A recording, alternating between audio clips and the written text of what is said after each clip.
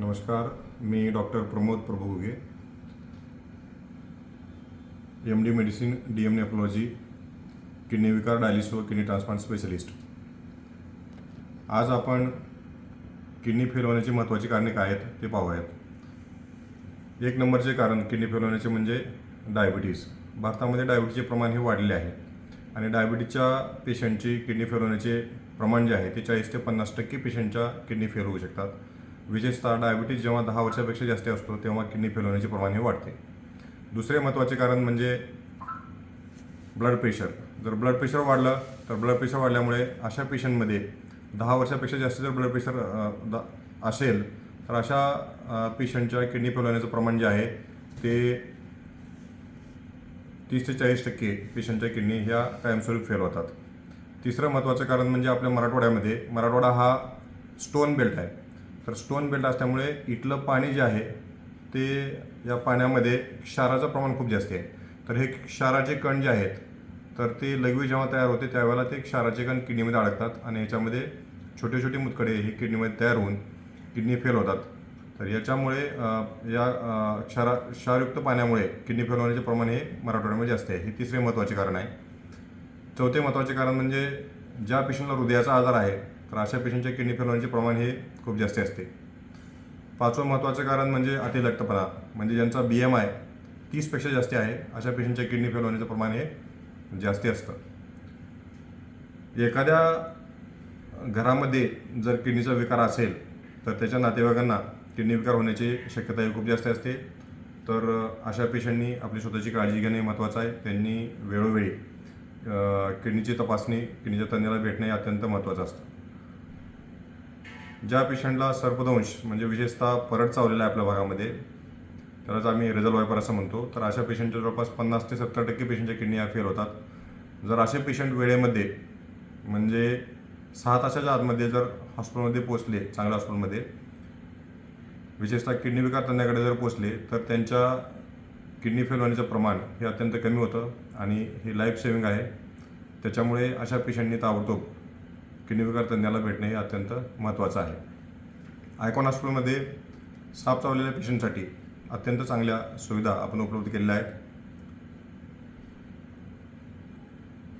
पुढचं महत्त्वाचं कारण म्हणजे लिव्हरवरती जर परिणाम झाला तर त्याच्यामुळे किडनी फेल होतात. आपल्या इकडे बरेचसे लोकांना दारू पिण्याचे व्यसन आहे, त्याच्यामुळे लिव्हर खराब होतं आणि लिव्हर खराब झाल्यामुळे मग त्याचा किडनीवरती परिणाम होतो. तर याला आमच्या भाषेमध्ये हिपॅटोरेनल सिंड्रोम असे म्हणतात. तर हे एक महत्त्वाचं कारण किडनी फेल होण्याचं आहे.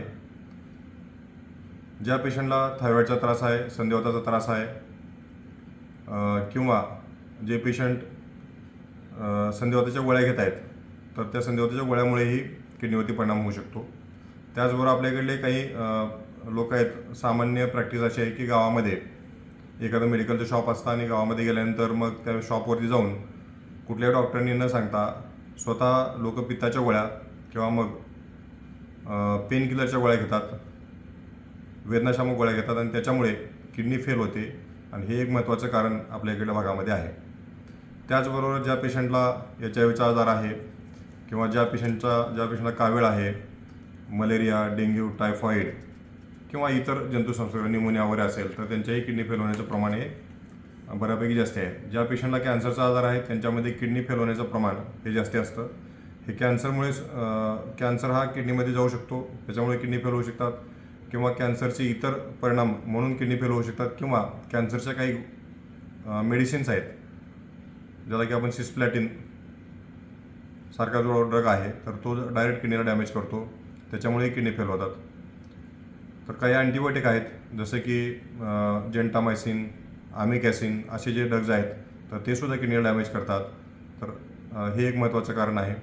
त्यानंतर अजून एक महत्त्वाचं कारण सांगावं असं वाटतं मला की जिममध्ये गेल्यानंतर बरीच तरुण पिढी जी आहे तर ते वजन कमी करणे किंवा वजन वाढवणे याच्यासाठी हर्बल सप्लिमेंट्स किंवा प्रोटीन सप्लिमेंट घेतात. प्रोटीनचे सप्लिमेंट जर जास्ती प्रमाणामध्ये घेतले तर त्याच्यामुळे किडनीवरती लोड येतो आणि भविष्यामध्ये त्यांच्या किडनी फेल होऊ शकतात. त्याचबरोबर हर्बल मेडिसिन जे आहेत तर याचा एक स्टडी चायनामध्ये झाला होता. तर काही मुलांचं वजन वाढवण्यासाठी चायनामध्ये 250 मुलांवरती एक प्रयोग करण्यात आला. त्यांना वजन वाढण्याचं हर्बल मेडिसिन देण्यात आलं. त्याच्यामुळे मुलांचं वजन वाढलं, परंतु 3 वर्षानंतर असं लक्षात आलं की या मुलांच्या किडनी फेल होत आहेत आणि 250 मुलांच्या किडनी फेल झाल्या. तर हर्बल मेडिसिन घेतल्यामुळेही किडनीवरती परिणाम होऊ शकतो. त्याच्यामुळे जे मुलं जिममध्ये वर जात आहेत तर त्यांनी डॉक्टरांचा सल्ला घेतल्याशिवाय कुठल्याही प्रकारचे सप्लिमेंट किंवा काही हर्बल मेडिसिन वगैरे घेऊ नयेत.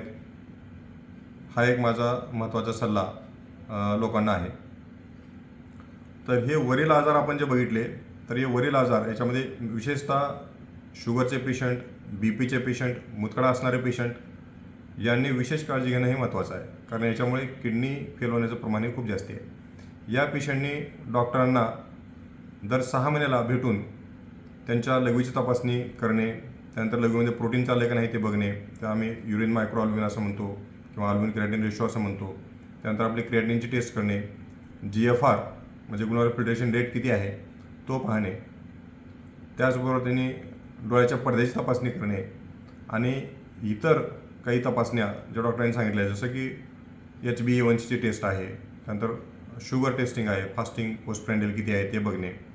ज्यांना BPचा त्रास आहे त्यांनी BP जो आहे आपला तर तो 130 आणि 80, 130-80च्या खाली ठेवणं अत्यंत महत्त्वाचं आहे. तर याच्यामुळे किडनीचे विकार तर कमी होतातच, परंतु त्याचबरोबर हृदयाचा अटॅक येणे किंवा पॅरालिसचा अटॅक येणे असे जे प्रकार आहेत ते सुद्धा कमी होतात. तर हे जे काही आजार मी सांगितले आहेत त्या सर्व आजारांच्या पेशंटनी आपल्या किडनी चांगल्या राहाव्यात यासाठी डॉक्टरांना लवकरात लवकर भेटावे.